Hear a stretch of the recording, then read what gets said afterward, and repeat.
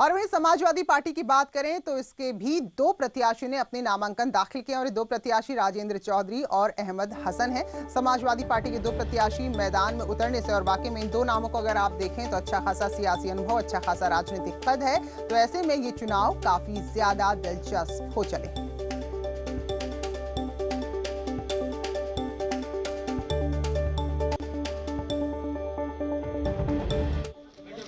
तो समाजवादी पार्टी के अध्यक्ष भी आदरणीय अहमद हसन जी और समाजवादी पार्टी के प्रवक्ता राजेंद्र चौधरी जी ने नॉमिनेशन किया है।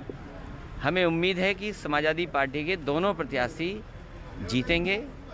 आने वाले चुनाव में दोनों प्रत्याशी जीत करके सदन में जाएंगे। 2022 का चुनाव बहुत अलग होने जा रहा है। उत्तर प्रदेश की जनता, खासकर गरीब किसान, छोटा व्यापारी, छोटा दुकानदार, युवा, नौजवान और महिलाएं, माताएं सब इंतज़ार कर रही हैं कि कैसे मौका मिले और इस भारतीय जनता पार्टी की सरकार को हटाएं। इनके कार्यकाल में किसानों से लेकर के हर वर्ग के लोग दुखी हैं। और याद रखिए, मैंने कई मौक़ों पर कहा, जो सरकार जनता को दुखी करती है, समय आने पर जनता उस सरकार को उखाड़ फेंकती है। किसान के लिए काले कानून लाना, ऐसे कानून जिससे कि कुछ लोगों को तो लाभ पहुंचेगा लेकिन जो आम किसान है उसको लाभ नहीं मिलेगा। समाजवादी पार्टी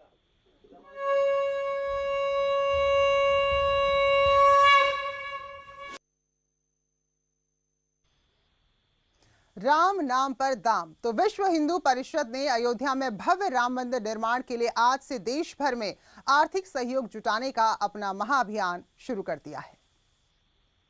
होगा मंदिर आंदोलन में अगुवा रही विश्व हिंदू परिषद यानी वीएचपी ने आज से देश भर में राम मंदिर निर्माण के लिए निधि सहयोग अभियान की शुरुआत की।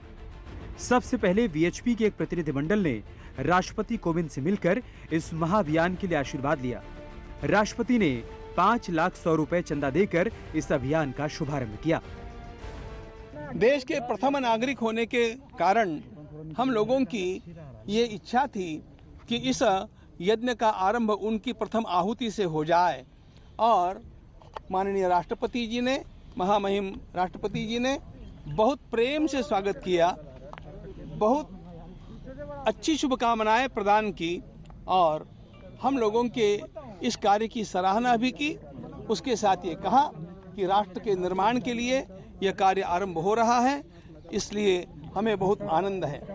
उन्होंने भी अपनी प्रथम आहुति के रूप में इस कार्य में 5,100,000 रुपयों की धनराशि का प्रदान किया है और इसके लिए बड़ी शुभकामनाएं प्रदान भी की है।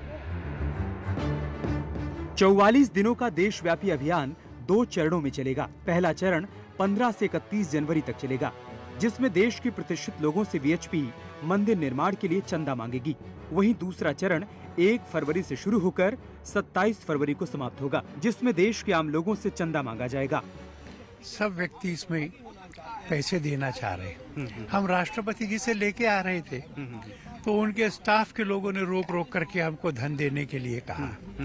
सबका मन है कि राम जी के मंदिर में हमारी आहुति पड़े, जितनी हो जाएगी उतनी हो जाएगी। 65 करोड़ लोगों से लेंगे। अच्छा, एक सवाल ये भी है कि क्या प्रधानमंत्री से सोनिया गांधी, राहुल गांधी और तमाम दूसरे नेताओं से भी आप लोग टाइम ले रहे हैं मिलने के लिए? ऐसी कोई लिस्ट नहीं बनाई है। जिसको श्रद्धा से देना है उस सबका स्वागत है। जो देने के लिए कहेगा उसके पास जाएंगे। पूरे देश में करीब 5 लाख लोगों की टोली चंदा जुटाएगी और हर टोली में 5-5 लोग होंगे। हर 15 दिन में चंदे को बैंक में जमा किया जाएगा। प्रखंड, जिला और प्रांत स्तर पर एक-एक हिसाब प्रमुख होगा। महाअभियान के दौरान 12 करोड़ हिंदू परिवारों के करीब 65 करोड़ सदस्यों को जोड़ा जाएगा, जिसमें करीब 40 लाख कार्यकर्ता जुड़ेंगे। चंदे में मिली राशि एसबीआई, पीएनबी और बैंक ऑफ बड़ौदा के खातों में जमा होगी। चंदे के लिए 10 रुपए से लेकर 1,000 रुपए तक के कूपन होंगे। 2,000 से ज्यादा दान देने पर रसीद मिलेगी। ऑनलाइन के जरिए भी श्रद्धालु अपना दान कर सकते हैं। जो भी श्रद्धा से देगा उसको हम स्वीकार करेंगे और सबसे हम आशीर्वाद भी लेंगे रामकाज के लिए कि भाई अब ये जो बड़ा काम है और आप उसमें अपना आशीर्वाद दीजिए और हमें शुभाशीष दीजिए तो हम आगे बढ़ेंगे उसमें। उधर वीएचपी के चंदा अभियान पर सियासत भी हो रही है। कई विपक्षी दल जन सहयोग की मुहिम पर सवाल उठा रहे हैं। आपको बता दें कि पीएम मोदी ने पिछले साल 5 अगस्त को राम मंदिर का शिलान्यास किया था। राम मंदिर ट्रस्ट ने 3 साल में भव्य राम मंदिर निर्माण की बात कही है। Bureau report, news 18। Akhilesh Yadav कह रहे हैं कि चंदा अभियान दरअसल पॉलिटिकल स्टंट है जिसके जरिए लोगों का ध्यान देश के असल मुद्दों से भटकाने का प्रयास हो रहा है। देखिए, ये भारतीय जनता पार्टी कंफ्यूज ना करे, कंफ्यूज करने की जरूरत नहीं है। ये भारतीय परंपरा है कि अगर आप किसी मंदिर में जाते हैं, किसी पुजारी या किसी वहाँ पे पूजा करने वाले व्यक्ति से मिलते हैं तो आप मंदिर में चढ़ाते हैं। इसी तरह मज़ार पे है, जब बहुत सारे लोग जाते हैं कुछ न कुछ चढ़ाते हैं। तो ये भारतीय जनता पार्टी कौन सी संस्कृति सिखा रही है? ये केवल जो चल रहा है सब ये पॉलिटिकल है। बहरहाल इन सबके बीच राज्य के अलग अलग हिस्सों में किस तरह से आज इस महाअभियान को चलाया जा रहा है वो तस्वीरें आपको दिखाते हैं। लखनऊ, वाराणसी, मथुरा, गाजियाबाद और आगरा में भी विश्व हिंदू परिषद के तत्वाधान में गली गली जाकर चंदा एकत्र किया जा रहा है, जिसमें महिला, पुरुष, बच्चे सभी बढ़ चढ़कर हिस्सा ले रहे हैं। तो ये 5 शहरों की तस्वीरें हैं जहां पर ये महाअभियान चल रहा है। तो राम काज के लिए दान का जो सिलसिला है वो आज शुरू हुआ है।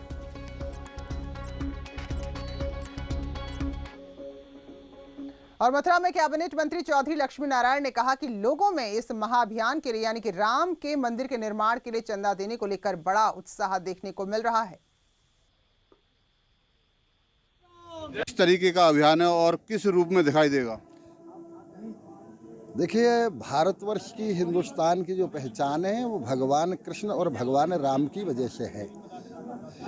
आज जो लगातार 550 वर्ष से राम मंदिर निर्माण के लिए संघर्ष चला आ रहा था, वो आदरणीय मोदी जी और योगी जी के समय में ऐसी शुभ घड़ी आई कि उसकी राम मंदिर निर्माण की आधारशिला रखी गई।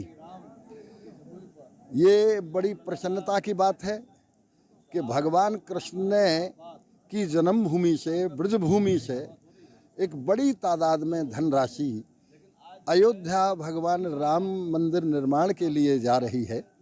ये गीता में भगवान कृष्ण ने स्वयं कहा भी है कि राम भी मैं हूँ, शिव भी मैं हूँ, ये स्वयं कहा है।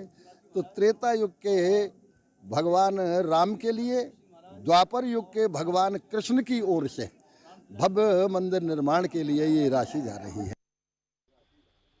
फिलहाल एक बहुत छोटा सा ब्रेक ले रहे हैं, लौटेंगे जल्दी।